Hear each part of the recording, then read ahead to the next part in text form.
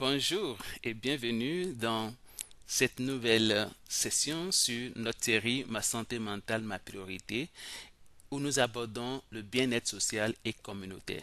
Nous l'abordons avec une question. Et si aimer faisait vivre plus longtemps? Cette question, des chercheurs se la sont posée en 2010. Un groupe de chercheurs américains, sachant déjà que les relations sociales ont un impact sur notre bien-être, notre santé mentale et autres, ils ont voulu mesurer de façon précise quelle pourrait être l'influence de bonnes relations sociales sur le risque de mortalité. Et pour cela, ils ont examiné les résultats, les données de 148 études qui se sont déroulées sur une période de plus d'un siècle et concernant 308 849 personnes. Et le résultat va vous surprendre. Les résultats montrent que les personnes qui ont des relations sociales solides, stables, ont 50% plus de chances de survivre, de rester en vie, toute cause de mortalité confondue par rapport aux autres. Cela veut dire quoi? Que des relations sociales fortes sont un grand indicateur ou un grand facteur de santé et de survie. Et on sait que, par exemple, arrêter de fumer,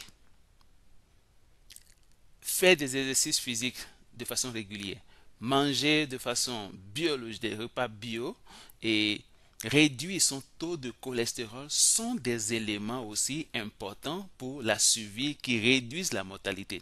Eh bien, il apparaît que les relations sociales fortes sont encore plus importants ou ont un potentiel plus important que ces éléments-là.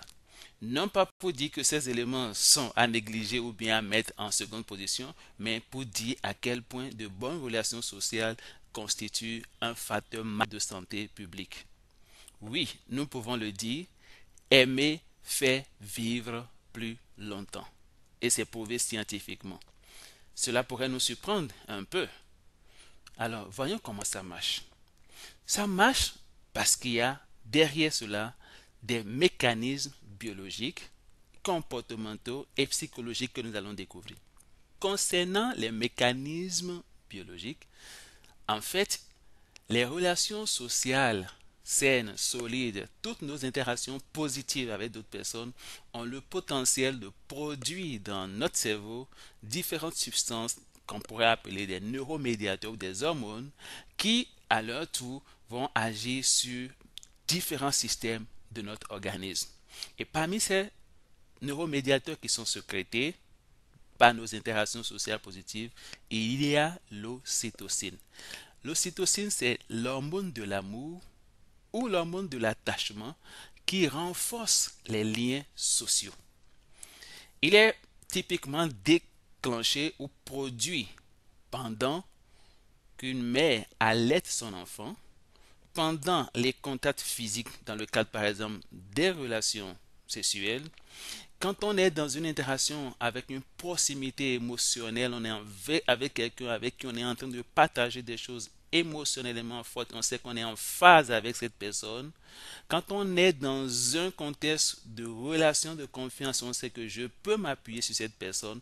Dans ces différentes circonstances, nous produisons de l'ocytocine.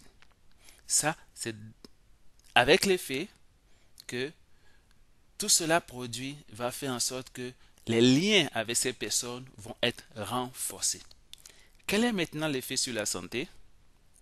Eh bien, l'ocytocine va avoir comme effet sur notre santé, par exemple, la diminution de la production du cortisol qui va conduire donc à la réduction du stress. Le cortisol étant l'hormone du stress par excellence.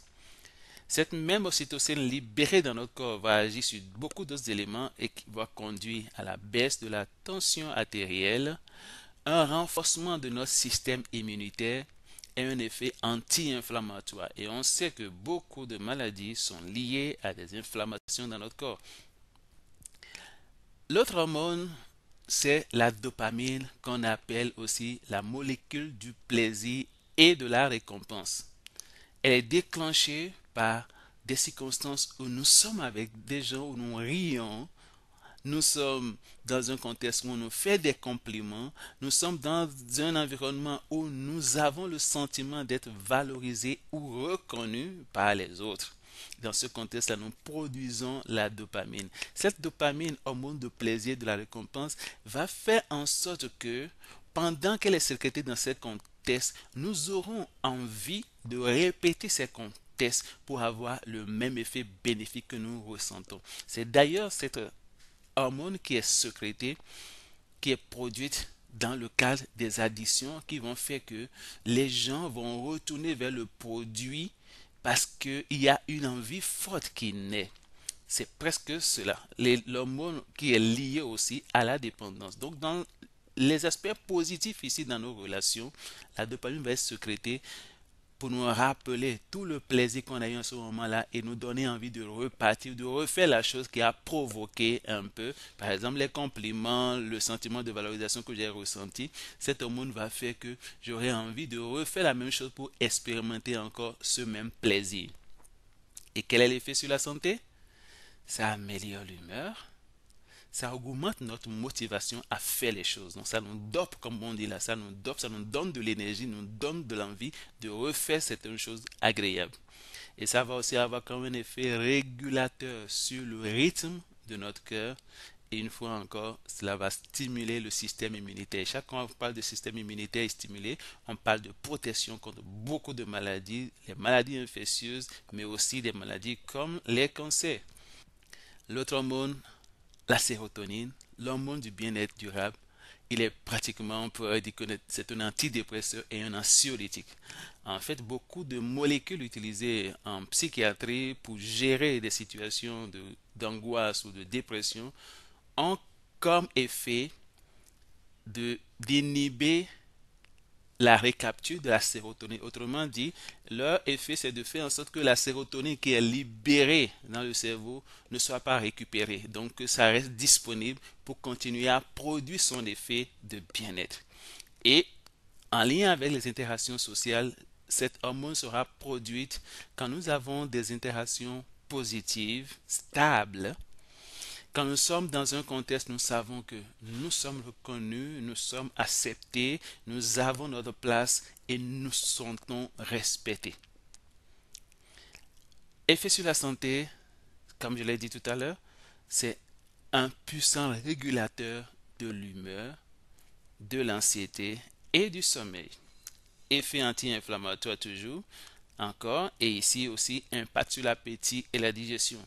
Et vous savez, dans des situations de dépression, par exemple, où on perd l'appétit, ces molécules que les gens reçoivent en prescription vont avoir comme effet justement de stimuler à nouveau l'appétit. Et c'est la sérotonine qui est derrière. Nous l'obtenons dans nos interactions sociales.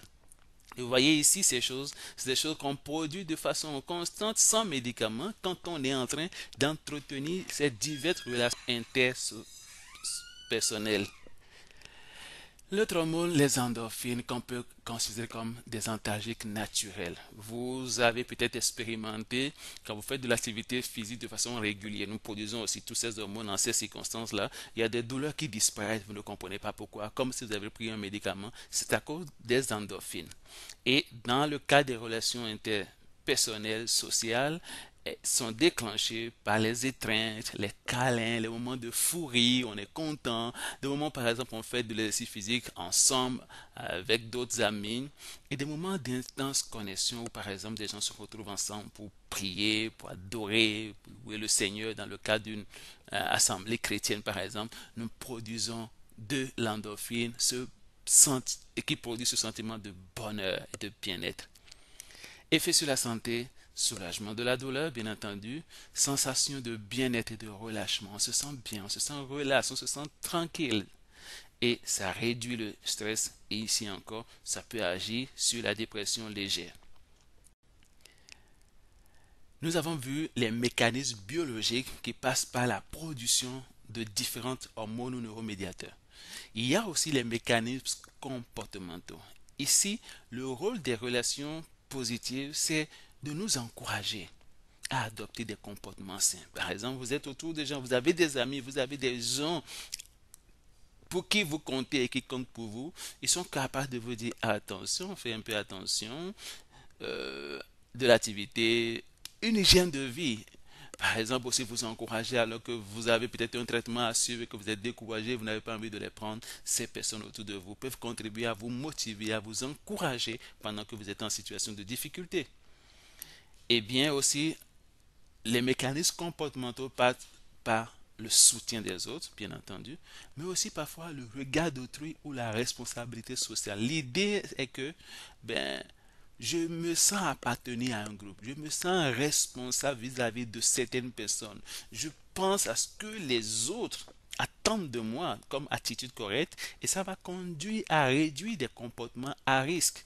Il y a plein de choses que vous auriez peut-être fait si vous étiez isolé quelque part.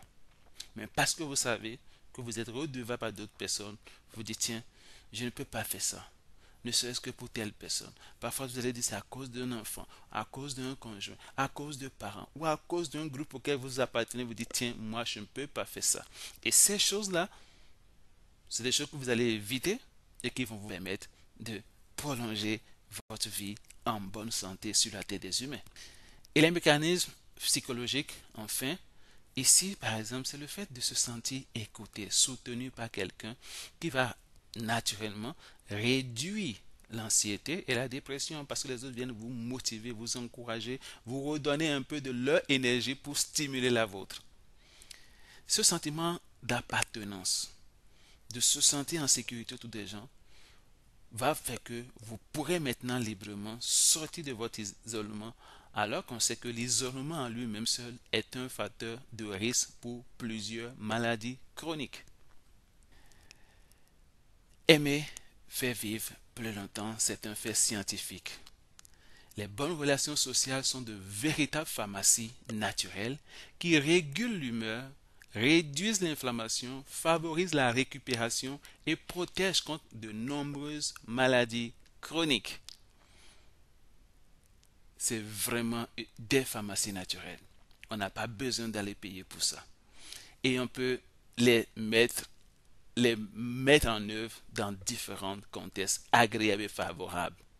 Quand on se sent entouré, on se sent plus fort, c'est évident. Et notre corps le sait aussi. Le corps l'expérimente.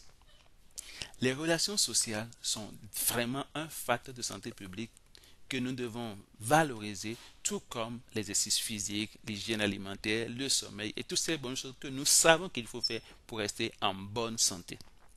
C'est vraiment dire l'importance de ce levier que nous abordons dans notre série, bien-être social et communautaire, ce levier de bien-être social et communautaire que nous abordons dans notre série sur ma santé mentale, ma priorité.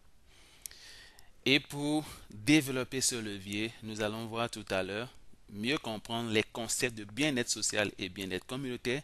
Et puis prochainement, nous parlerons de l'estime de soi parce que c'est un déterminant, un élément majeur de notre bien-être social et communautaire.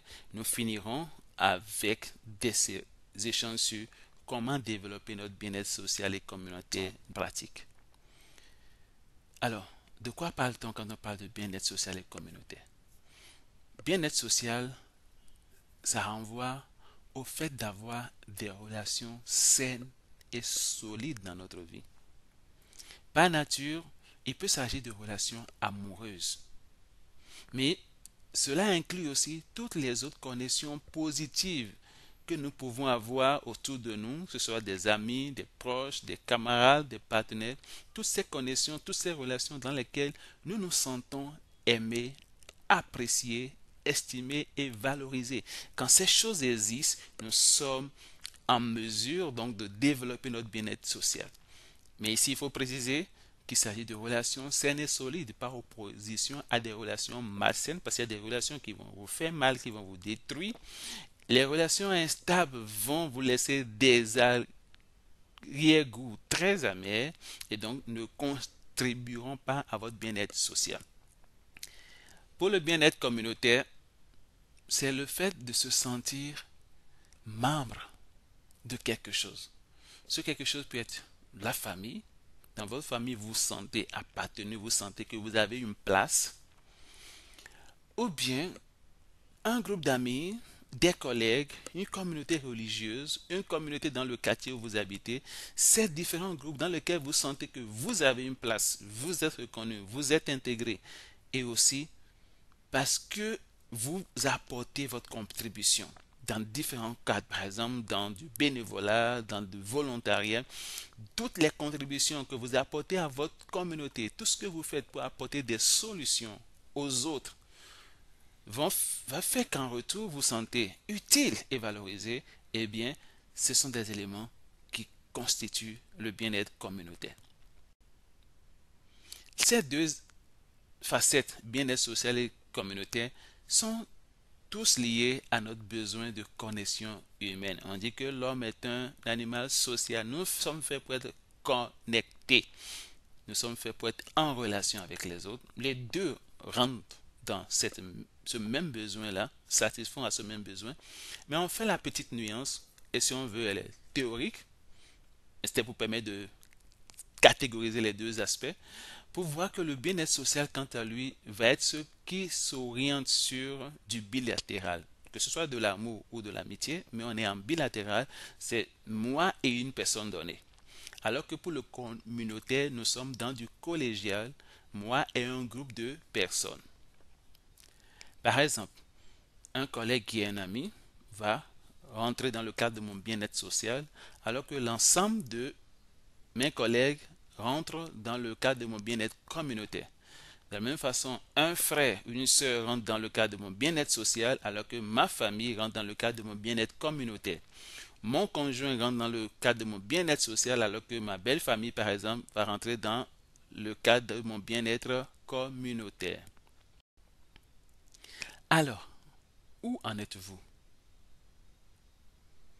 Il est clair que pour notre santé et notre bien-être, les relations sociales solides sont aussi puissantes, voire plus protectrices que d'arrêter de fumer, faire de l'exercice, soigner son cholestérol ou encore manger bio, c'est démontré scientifiquement. Je veux espérer que pour nous en sommes, parce que vous êtes partenaire de cette série depuis, désormais vous prenez très bien soin de votre corps, vous faites des exercices physiques, vous faites attention à ce que vous mangez, vous veillez à dormir suffisamment et je vous dis bravo pour ça. Mais voici la question du jour. À quand remonte la dernière fois où vous avez fait quelque chose dans le sens de prendre soin de vos relations? Où en êtes-vous? Alors je vous propose une bonne pratique pour aujourd'hui. Et si vous appeliez ou envoyez un message à un ami ou un ancien camarade, collègue avec qui vous avez parlé il y a un bon moment, vous pouvez stimuler quelque chose avec ça. Ça ne coûte pas grand-chose. Un message à quelqu'un. Et je crois que chacun de nous peut faire même plus qu'à une personne. Vous pouvez faire autant que vous voulez.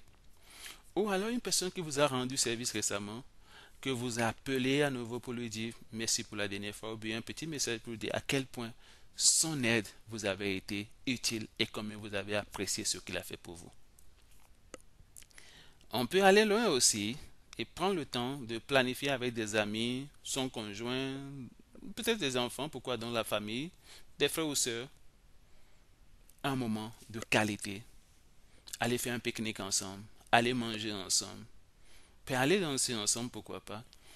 Planifier ce truc dans les 2 semaines à venir. Et là, vous prenez l'initiative en fait d'engager la discussion et planifier quelque chose. Ce serait une bonne pratique pour aujourd'hui. Et j'ai vraiment envie de vous encourager à faire quelque chose. Vous savez, nous parlons de choses pratiques et nous voulons des résultats. Nous voulons, disons, ma santé mentale, ma priorité.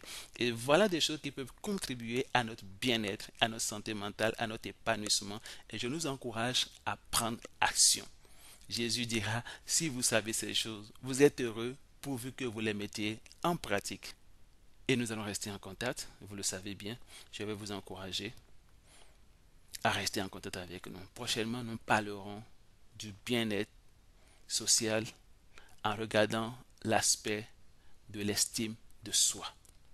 Nous avions dit que c'est un élément important de notre bien-être social et communautaire et donc on va regarder un peu l'estime de soi.